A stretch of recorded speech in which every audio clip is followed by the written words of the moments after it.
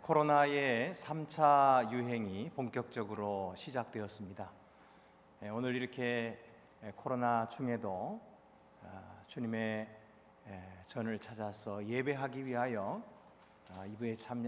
예배 참여하신 여러분들께 격려의 말씀을 드리고 또 하나님께서 여러분의 예배와 마음을 기쁘게 받으실 줄로 압니다.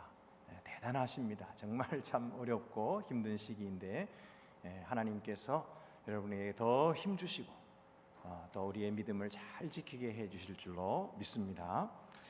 이 3차 유행이 왜 오게 되었을까요? 코로나가 이전보다 더 강해졌기 때문일까요? 또는 진단시약의 성능이 떨어졌기 때문일까요? 그것이 아닙니다. 사람들이 느슨해졌기 때문입니다. 처음에는 코로나다 그러니까 깜짝 놀래가지고 아주 긴장을 하고 그리고 모두 움츠러들고 적극적으로 대응을 해서 확산을 막았죠. 또 2차 때도 또 그렇게 허리띠를 바짝 졸라매고 힘들어도 참았습니다. 그런데 다 잡혔다 이렇게 생각하니까 이제는 긴장이 늦추어진 것입니다. 그래서 못 참고 마스크를 내리고 또 안 쓰고 다니고 그러다가 이렇게 된 거예요. 사람들이 무뎌졌기 때문입니다. 여러분, 사람은 이렇게 계속해서 긴장하고 있을 수가 없어요. 또 그렇게 적극적으로 대비하기가 힘듭니다. 근데 우리 예수님께서는 너희는 잠들지 마라, 깨어 있으라 이렇게 말씀을 하시거든요. 이게 어떻게 그렇게 할 수가 있을까요? 깨어 있으라. 그 말씀의 의미가 무엇일까? 첫째로 깨어 있으라는 말은 육신이 잠들지 말아라 그런 말이 아니고 영혼의 경각심을 잃지 말아라 그런 뜻입니다. 33절 말씀 보면 주의하라, 깨어 있으라, 그때가 언제인지 알지 못함이라. 주의하라, 깨어 있으라 그랬어요. 저는 ROTC 소대장으로 철원에서 근무를 했어요. 가장 전방, 최전방 철책선에서 근무를 했습니다. 근데 처음에는 막 굉장히 긴장되는데요. 하루가 지나고 이틀이 지나고 한 달이 지나고 그다음에 한 석 달 정도 지나니까요, 아무렇지도 않아요. 그리고 아무리 기다려도 적이 안 와요. 이게 적이 한 달, 두 달 기다려도 안 오는 게 아니라 1년, 2년, 10년, 20년을 기다려도 안 온 거예요. 그러니까 이거 계속 기다려야 되나 이거?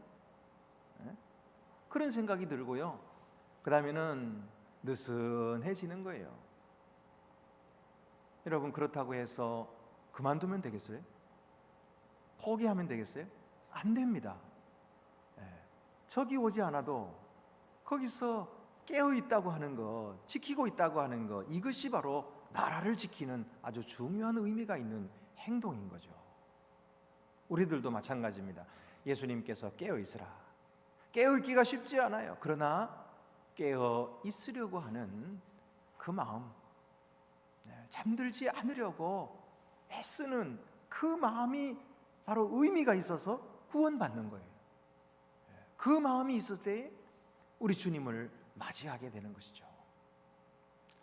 경각심을 잊지 말아야 합니다. 그때 무슨 일이 벌어집니까? 24절 27절 보면 그때의 그 환난 후에 해가 어두워지며 달이 빛을 내지 아니하며 별들이 하늘에서 떨어지며 하늘에 있는 권능들이 흔들리리라. 그때 인자가 구름을 타고 큰 권능과 영광으로 오는 것을 사람들이 보리라. 또 그때에 그가 천사들을 보내어 자기가 택하신 자들을 땅 끝으로부터 하늘 끝까지 사방에서 모으리라. 이 주님께서 구원하시려 이 세상에 오시는 이 날은 갑자기 임한다 그렇게 말씀했어요.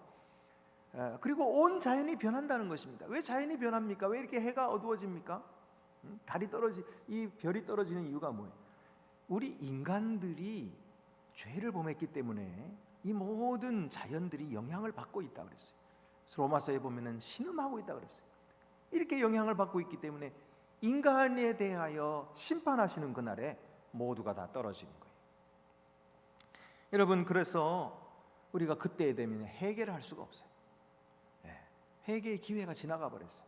주님이 오시면 끝입니다. 그때는 회개하려고 해도 회개가 안 되는 것이, 회개 자체가 성령께서 우리를 감동시키실 때에 회개가 나오는 거지, 성령께서 감동하시지 아니하면 회개하려고 해도 안 되는 거예요. 그래서 여러분, 그날은 기회가 다 지나기 때문에 그 전에 이렇게 주님을 영접하고 믿고 주님을 바라보아야 합니다. 그럴 때에 구원 얻게 되는 것입니다. 오늘 성경을 보면 그때가 언제인지 분간하라 이렇게 말씀하기도 하고, 알아야 한다 이렇게 말씀하시기도 하고, 너희는 모른다, 이게 상반되는 말씀이 나와요. 도대체 어떻게 하라는 겁니까? 먼저는 그때를 우리가 알아야 한다 이렇게 말씀하세요. 28절 29절에 무화과나무의 비유를 배우라. 그 가지가 연하해지고 잎사귀를 내면 여름이 가까운 줄 아나니 이와 같이 너희가 이런 일이 일어난 것을 보거든 인자가 가까이 곧 문 앞에 이른 줄 알라. 그러니까 이 세상에 변화되는 이런 풍조와 또 이 세상의 사람들의 가치가 변하고 이런 것을 보면은 그날이 가까운 줄을 알게 된다는 거예요. 마치 계절이 봄에서 여름으로 넘어가는 걸 너희가 아는 것처럼, 그렇게 이 주님이 오시는 계절이 됐다는 사실을 너희가 알 것이다. 여러분, 우리가 그 때를 알아야 한다 그렇게 말씀하시죠. 근데 또 그 때를 모른다고 말씀하세요. 32절 33절 보면은 그러나 그날과 그때는 아무도 모르나니 하늘에 있는 천사들도 아들도 모르고 아버지만 아시느니라. 주의하라, 깨어있으라. 그때가 언제인지 알지 못함이라.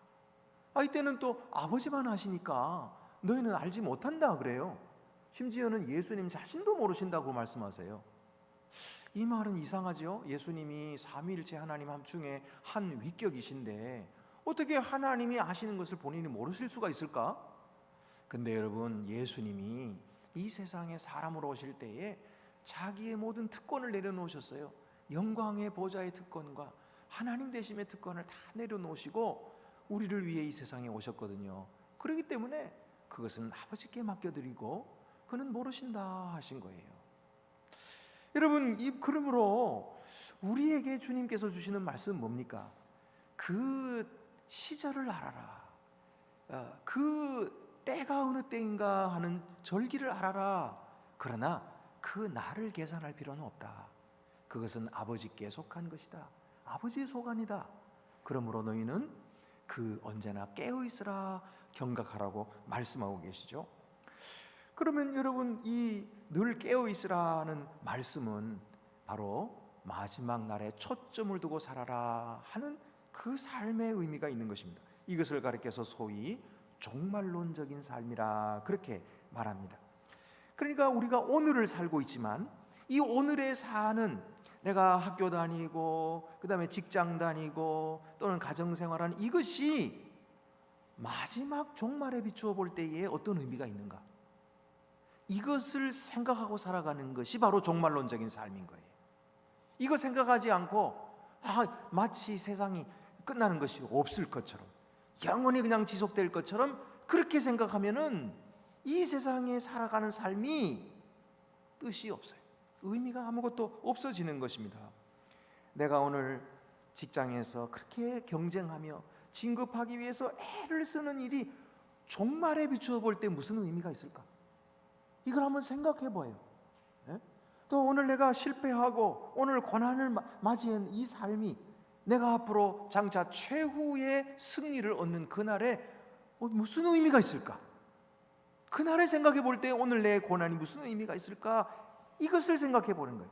오늘 내가 바라도 이루어지지 않은 채 종말이 와버린다면, 그러면 그 종말에 내가 그렇게 바라며 애를 쓰던 그것이 무슨 의미가 있을까?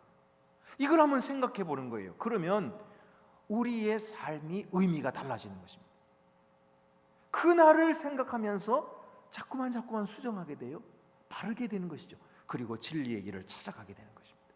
그래서 주님은 깨어있으라 이렇게 말씀하시고 종말에 비추어서 오늘을 바라보라는 것입니다.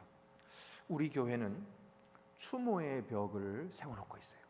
그리고 우리 교회에서 신앙생활 하시던 분이 돌아가시게 되면 거기에 이름을 새겨놓습니다. 여러분, 이것을 왜 우리 교회 마당 뜰에다가 만들어 놓았을까요? 예?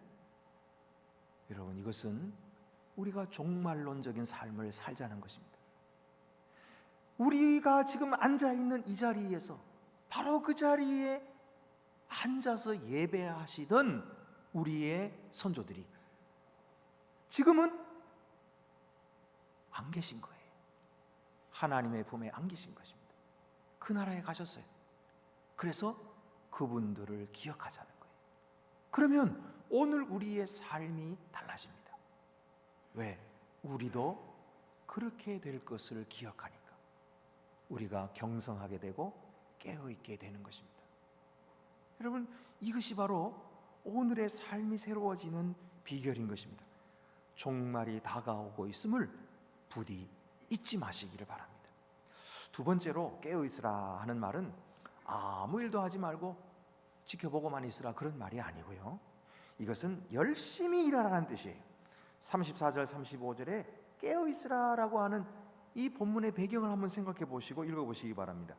가령 사람이 집을 떠나 타국을 갈 때에 그 종들에게 권한을 주어 각각 사물을 맡기며 뭉지기에게 깨어있으라 명함과 같으니 그러므로 깨어있으라. 집주인이 언제 올는지 혹 저물 때일는지 밤중일는지 다굴 때이든지 새벽일는지 너희가 알지 못함이라. 주인이 먼 나라를 가면서 그냥 종들에게 무작정 깨어있으라 그렇게 말씀하신 것이 아니에요. 일을 준 것입니다. 각각 그들에게 사물을 주시고 일을 주시고 그리고 문지기의 사명을 주시고 깨어있으라 이렇게 말한 거예요. 그러면 그것은 무슨 뜻입니까? 자기의 맡은 일을 열심히 하고 있으라는 거죠. 그래서 주인이 36절에 보면 한마디 더 합니다. 그가 호련히 와서 너희가 자는 것을 보지 않도록 하라. 자는 것을 보지 않도록 하라. 열심히 일하고 있고 자기의 맡은 사명을 충성을 다하고 있는 그 모습을 보게 하라는 거예요. 그러므로 여러분, 마지막 때에 다가올 때에 깨어있으라는 말씀은 열심히 일하라는 것입니다. 여러분, 우리는 우리 맡은 일에 최선을 다하고 있습니까?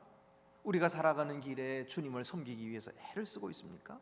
아니면 이 핑계에 저 핑계 대면서 주신 일에 회피하고 요령 피우고 있습니까?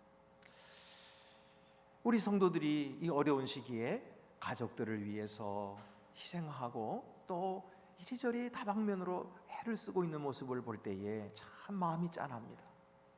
그리고 저는 기도합니다. 하나님, 복을 주셔서 이 어려운 때를 저렇게 잘 견디게 해주시고 그리고 끝내 승리하게 해주십시오. 복을 내려주십시오. 그렇게 기도합니다. 그렇지만 만약 우리가 그렇게 세상의 일을 한답시고 세상에 붙들려 살고 하나님의 일에는 등한히 하고 하나님 안에서 찾는 자유를 무시한다면 그러면 어떻게 될까요? 우리는 세상 사람들보다 더 불쌍한 사람이 될 것입니다. 용기가 없게 되고 담대함이 없어질 것이기 때문입니다. 그렇게 사는 사람들은요, 거래처가 또 혹시라도 끊어질까 하고 전전긍긍합니다. 그러면 큰일 날 것 같아요. 윗사람이 억압을 하면은 꼼짝 못하고 아무 말도 못하고 잘못된 일인 줄도 알면서 그러면서 따라갈 수밖에 없어요. 명성 있는 사람들에게 혹시라도 잘못 보일까, 그리고 사람들 사이에서 내 소문과 평판이 나빠질까 전전긍긍하는 거예요. 그 마음에 언제나 걱정이 있어. 그 마음이 언제나 두렵습니다. 이것은 주님께서 기뻐하시는 삶이 아니에요. 여러분, 깨어나십시오. 주님을 위하여 충성하십시오. 주님을 믿는 그 삶을 내 삶의 중심으로 모십시오. 이것이 우리의 삶의 본업인 거예요.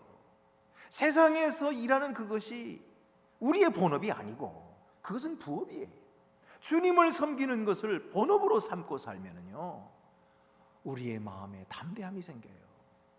주님께서 나와 함께 하시는 것을 알게 되고 하나님이 누구신지를 알기 때문이에요. 여러분, 우리 다니엘과 그 세 친구의 얘기를 아시잖아요. 다니엘의 세 친구 사드락, 메삭, 아벳느고, 이 세 친구가 느부갓네살 왕이 금신상을 세워놓고선 여기 절하지 않는 자는 모두 타는 풀무불에 던져 넣으리라 이렇게 명령한 것을 다 알아요. 그런 조서를 내린 것을 다 알면서도 그들은 어떻게 했어요? 그 말에 따르지 않았어요. 그리고 다른 사람은 다 절하는데 혼자 일어서 있었던 거예요. 그들이 이렇게 함으로써 자기의 행동의 결과가 어떻게 될 줄 몰랐던 것이 아닙니다. 그들 다 계산했어요. 그렇게 되면 분명히 끌려가서 풀무불에 던져줄 줄 알았어요. 그런데 어떻게 그들은 그렇게 했을까요? 그것은 지금 자기들의 눈에 보이는 느부갓네살 왕이 모든 권력을 가지고 사람을 죽이고 살릴 수 있는 그 권한을 다 가진 것처럼 보였지만은 그것이 아니라는 사실을 알았어요. 그 위에 계신 하나님, 그 하나님은 만국을 일으키시기도 하고 무너뜨리시기도 하고 왕을 세우기도 하고 패하기도 하시는 능력의 하나님이신 줄을 알고 있었기 때문이에요. 그에게 모든 권세가 있음을 알았기 때문에 그 하나님을 섬겨야 한다는 사실을 분명히 알았던 거예요. 그래서 하나님의 손에 있는 그 느부갓네살 왕을 두려워하지 않았어요. 그의 말을 무서워하지 않았어요. 그리고 정직하게 하나님의 뜻을 행했던 거예요. 여러분, 그가 담대하게 그렇게 절하지 않았던 거예요. 느부갓네살 왕이 불러다 놓고 따져 물었어요. 너희가 도대체 왜 이렇게 내 말을 듣지 않느냐? 죽을 줄 모르느냐? 그랬더니 그들이 하는 말이 뭐라 그래요? 온 천지를 창조하시고 지으신 하나님 앞에서 우리는 하나님을 섬길 수밖에 없습니다. 금신상에 전할 수가 없습니다. 왕이 만약에 우리를 그렇게 풀무불에 던진다 할지라도 하나님께서 우리를 건져주시고 왕의 손에서도 건져주실 것입니다. 그렇게 믿었어요. 그리고 그 다음 말이 더 중요해요. 그 다음 말 뭐라 그랬어요? 하나님이 그리 아니하실지라도 우리가 금신상에 절하지 않겠나이다. 오직 하나님만 섬기겠나이다. 그러거든요. 그 말이 무슨 말입니까? 풀무불에 던져져서 우리가 죽을지 살지는 하나님의 손에 달린 거라는 거예요. 절대 주권자이신 하나님께서 살려주시면 사는 거고 죽게 하시면 죽는 거예요. 그것은 하나님이 알아서 하실 일이지 우리의 소관이 아니에요. 우리가 할 일은 하나님의 뜻대로 순종하여 사는 거예요. 하나님 말씀 지키며 사는 거예요. 하나님을 신뢰하고 사는 것입니다. 그러니까 그 담대한 마음에서 세상의 권세를 두려워하지 않았던 거예요. 여러분, 이것이 그리스도인입니다. 이것이 예수 믿는 사람입니다. 그래서 우리 예수 믿는 사람들은 하나님을 잘 섬기면은요, 이 세상의 것이 아무것도 두려우지 않아요. 코로나가 두렵지 않습니다. 우리의 생명을 주관하시는 하나님이 계시기 때문에 하나님 앞에 모든 것을 맡기고 감사함으로 살아갈 수가 있는 거예요. 여러분, 진정으로 하나님을 아십니까? 하나님을 진정으로 믿으십니까? 그렇다면 담대하십시오. 주님께 맡기고 주님께서 알아서 하시도록 주님을 신뢰하고 맡기고, 그러면 여러분, 하나님께서 지켜주십니다. 주의 일에 열정을 가지십시오. 그리고 이 땅에서 영원히 이어지는 교회를 위하여 충성하십시오. 우리의 마음을 하나님께 두십시오. 그러면은 주님께서 잘되게 하십니다. 잘되게 하세요. 여러분, 하나님의 교회는 잘될 수밖에 없어요. 왜요? 믿는 자들이 하나님께 기도하고 있기 때문에, 하나님은 살아계시기 때문이에요. 안 될까? 또 줄어들면 어떡하나? 걱정하지 마세요. 그것은 믿음이 아니에요. 하나님께서 온 우주를 다스리고 계신다 하는 사실을 굳게 믿고 하나님을 신뢰하는 가운데 최선을 다하는 삶이 잘 된다고 믿고 그 믿음대로 살아가는 삶이, 이것이 신자들의 삶인 것입니다. 사도 바울은 뭐라 그랬어요? 사도행전 20장 24절에 내가 달려갈 길과 주 예수께 받은 사명 곧 하나님의 은혜의 복음을 증언하는 일을 마치려 하면은 나의 생명조차 조금도 귀한 것으로 여기지 아니하노라. 내가 떨어지면 어떡하나? 뭘 먹고 사나? 이거 죽겠다. 이거 벌벌벌 떠는 것이 아니에요. 내 생명조차 귀한 것으로 여기지 아니하노라. 내 생명보다 더 소중한 것이 있다는 거예요. 그것은 뭐예요? 주께서 나에게 맡기신 사명, 주의 복음을 증거하려 하면은, 그 일을 마치려 하면은 내 생명도 귀한 것으로 여기지 아니하노라. 내 생명까지 바쳐서 주님의 일을 하겠다. 이 담대함, 이 용기, 이 믿음이 바로 그리스도인을 강하게 하는 것입니다. 이 세상의 그 어떤 세력도 그리스도인을 무너뜨릴 수 없어요. 이 믿음 위에 서 있는 자를 무너지게 할 수가 없어요. 사도들도 마찬가지예요. 사도행전 5장 29절에 베드로와 사도들이 대답하여 이르되 사람보다 하나님께 순종하는 것이 마땅하니라. 너희들 예수 이름으로 전하지 말라. 그리고 막 때리면서 억압하잖아요. 그런데 그들은 뭐라 그랬어요? 누구의 말을 듣는 것이 옳으냐? 너희가 판단해봐라. 사람 말 듣는 것이 옳겠냐? 하나님 말씀 듣는 것이 옳겠냐? 그러면서 우리는 주의 말씀을 증거하지 않을 수가 없다. 그리고 얻어맞고 나오는 거예요. 값을 치르는 거예요. 주님의 길을 걸어가는 그 값을 기꺼이 치르면서 걸어가는 것입니다. 이 담대한 용기, 이것이 바로 믿는 사람의 용기. 그래서 오스왈드 샌더스는 이렇게 말합니다. 그들은 결과에 대해서는 웃으면서 손을 씻었다. 결과에 대해서는 웃으면서 손을 씻은 거, 이건 내 것이 아니라는 거예요. 하나님이 하신 일이라는 거예요. 그 결과는 하나님이 알아서 하실 일이고, 나는 오늘 내가 하나님께로부터 받은 사명을 감당하는 것뿐이다. 얼마나 자유롭습니까? 얼마나 멋집니까? 예수 믿는 사람은 이렇게 멋진 거예요. 세 번째로 깨어있으라는 말은 형제를 일깨워주라는 말씀입니다. 37절에 보면은 깨어있으라, 내가 너희에게 하는 이 말은 모든 사람에게 하는 말이니라 하시니라. 이게 참 해석하기 어려워요. 모든 사람에게 하는 말이니라. 모든 사람이 누구냐? 아니 뭐 예수 안 믿는 사람, 또 그런 사람들까지 다 포함하는 건가? 여러분 해석하기 어렵습니다. 그러나 이 말씀은 지금 앞에 3절을 보면은 예수님께서 4명의 제자들, 베드로와 안드레와 야고보와 요한, 이 4명의 제자들에게 그들이 마지막 날이 언제입니까? 하고 물으니까 지금 말씀하셔서 여기까지 온 거거든요.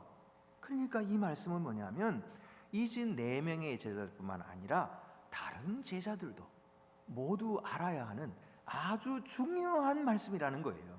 주님께서 다시 오신다고 하는 것, 이 말씀은 매우 중요한 말씀이기 때문에 모든 제자들이 알아야 한다, 그 말이에요. 다시 말하면 오늘날의 모든 믿는 자들이 다 알아야 한다, 그런 말씀인 것입니다. 여러분, 이 희망의 복음, 주님께서 다시 우리를 구원하러 이 세상에 오신다는 말씀, 이 희망의 복음은 나만의 것이 아니라 모두의 것인 것입니다. 그래서 우리는 다른 사람들을 격려해 줘야 돼요. 다른 사람들을 살려줘야 돼요. 힘을 북돋워 줘야 되는 것입니다. 그래서 함께 모이기를 힘쓰고 또 함께 기도하기를 힘써야 됩니다. 여러분, 신자는 약점이 하나 있어요. 그거는 뭐냐면 쉽게 잠든다는 거예요. 쉽게 잠들어요. 그런데 여러분, 이 약점을 우습게 보면 안 됩니다.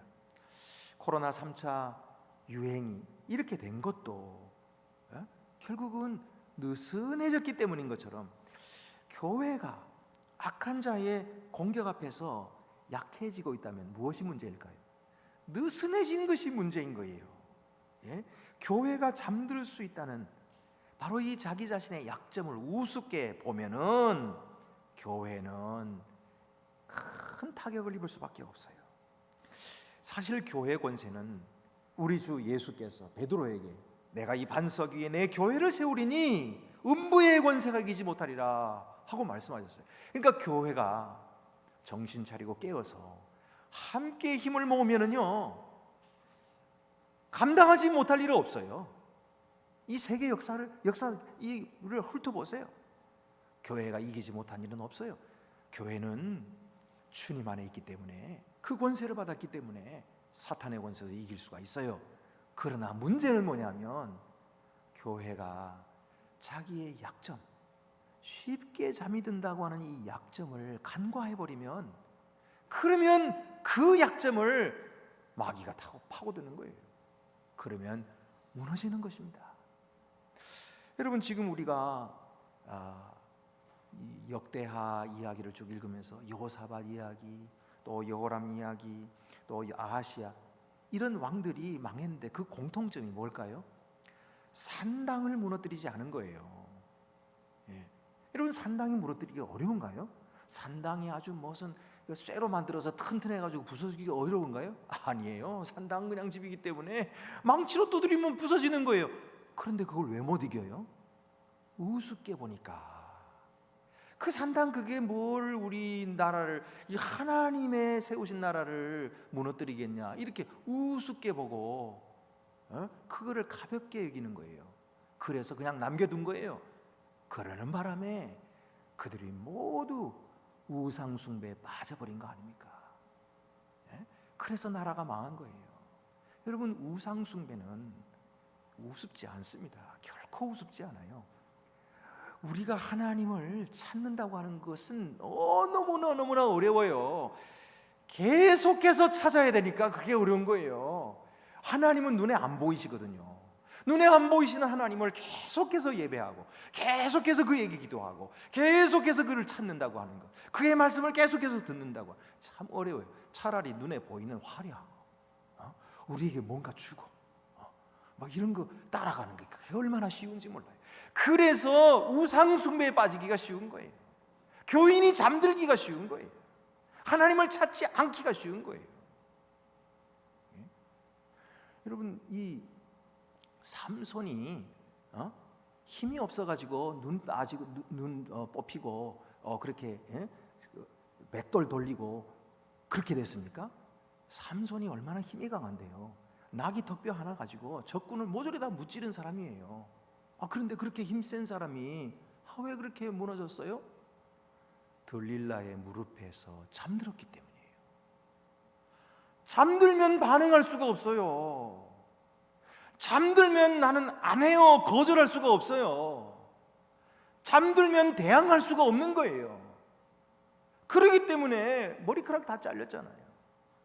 그 머리카락은 나실인의 상징이었어요. 하나님의 능력이 그와 함께 한다는 상징이었는데 그걸 잘려버리니까 하나님의 능력이 떠나버린 거죠. 그래서 두 눈이 뽑히고 맷돌을 돌리는 비참한 신세가 된 것 아닙니까? 여러분, 우리 교회가 잠들면 안 됩니다. 교회가 힘이 없어서가 아니에요. 하늘의 권세를 받았기 때문에 힘이 있습니다. 누구든지 이길 수가 있어요. 그러나 잠들면 끝이에요. 여러분, 기도하는데 잠들지 맙시다. 여러분, 말씀 배우는데 잠들지 맙시다. 새벽기도 나오는 거 어렵죠. 이 추운 겨울에 그냥 따뜻한 이불 속에서 조금만 더 자고 얼마나 좋아요. 그러면 망하는 거예요. 우리 신앙이 다 사라지는 거예요. 하나님께 우리의 삶의 중심을 두지 못하고 이 세상의 것에 눈 다 팔고 그러기 시작하면 어느 틈에 우리의 삶은 다 넘어가 버리고 마는 겁니다. 안 됩니다, 여러분. 그래서 주님 말씀하세요. 잠들지 말아라, 깨어 있으라, 그렇게 말씀하시는 것입니다. 그런데 여러분, 솔직하게 우리가 얼마나 잠 잘 잡니까? 우리가 얼마나 쉽게 잠듭니까? 열심히 하다가도 신앙이 식어버리고 열정이 식어버리고, 예배를 드린다고 하면서도 예배 다 까먹고, 얼마나 그렇게 쉽게 무너지는지 몰라요. 여러분, 이건 우리만의 이야기가 아니죠. 예수님과 함께 했던 제자들 베드로와 안드레와 야고보, 이 세 사람이 예수님과 함께 겟세마네 동산에 갔다가 예수님이 너희는 여기서 나를 위해 기도해라. 그리고서 가서 예수님은 땀방울이 빗방울 땡처럼 열심히 기도하시는데 그들은 다 들어누워 잤어요. 구울구울. 이게 제자들입니다. 예수님이 다시 오셔가지고 너희들을 왜 나와 함께 한시 동안도 깨어있을 수 없었더냐? 깨어서 기도하라. 그리고 그들을 깨워놓고 또 예수님이 가서 열심히 기도하시는데 그들은 뭐 했어요? 또 잤다니까요. 안 돼요. 안 돼. 깨어있을 수 없다니까요. 아니, 예수님의 수제자, 예수님을 직접 보고 예수님이 제일 사랑하시는 그 제자들도 잠에 빠졌다면 여러분과 저는 오죽하겠습니까? 안 된다니까요. 안 되니까 포기해야 될까요? 아니요. 주님께서 어떻게 하셨어요? 그 제자들을 위하여 주님은 기도하셨어요. 베드로가 그날 밤에 자기를 부인하고 3번이나 부인할 줄 예수님께서 미리 아시고 그를 위하여 기도하셨어요. 그래서 베드로를 다 마귀가 삼켜 가는데 그 목구멍에서 건져주신 거예요. 우리 주 예수께서는 오늘도 우리를 위하여 기도하고 계신 줄로 믿으시기 바랍니다. 아버지 하나님 보좌 우편에 앉아서 우리를 위하여 간구하시는 줄로 믿으시기 바랍니다. 이 주님의 능력으로 우리는 승리할 것입니다. 이 주님의 은혜로 우리는 구원받을 것입니다. 여러분, 우리가 때때로 잠들어도 괜찮아요. 그것 때문에 너무 낙심하지 마세요. 다시 일어나면 되는 거예요. 또 기도하면 되는 겁니다. 또 말씀 의지하고 주님께 나아가서 주여 회개합니다, 용서하시고 주께로 돌아오게 하시고 깨어있게 도와주세요. 기도하면 되는 거예요. 여러분, 다시 돌아오는 자를 하나님께서 힘주시는 줄 믿으시기 바랍니다. 우리는 주님의 은혜로 승리할 것입니다. 최후의 승리는 주께서 승리하셨기 때문에 우리가 승리합니다. 여러분, 이 코로나가 우리를 이길 수 없습니다. 그것은 주님이 우리와 함께 계시는 줄로 믿으시기 바랍니다. 주님께서 우리와 함께 하셔서 깨어있게 하시고 승리하게 하시고 최후의 영광을 함께 누리게 하실 것입니다. 기도드리십시다. 은혜로우신 아버지 하나님, 우리는 연약합니다. 우리는 쉽게 무너질 수밖에 없습니다. 오늘도 낙심에 빠지고 안 될 것 같습니다. 그러나 주님은 강하시고 전능하시며 모든 것을 주관하고 계시고 그리고 다시 오시겠다고 약속해 주셨사오니 주님을 의지하게 하여 주시옵소서. 또다시 주님께 예배하게 하여 주시고 주님께 찾아가게 하여 주시고 주님께 기도하게 하여 주시옵소서. 그래야 해서 주의 능력으로 승리하도록 인도하여 주시옵소서. 우리 주 예수 그리스도의 이름으로 기도드립니다. 아멘.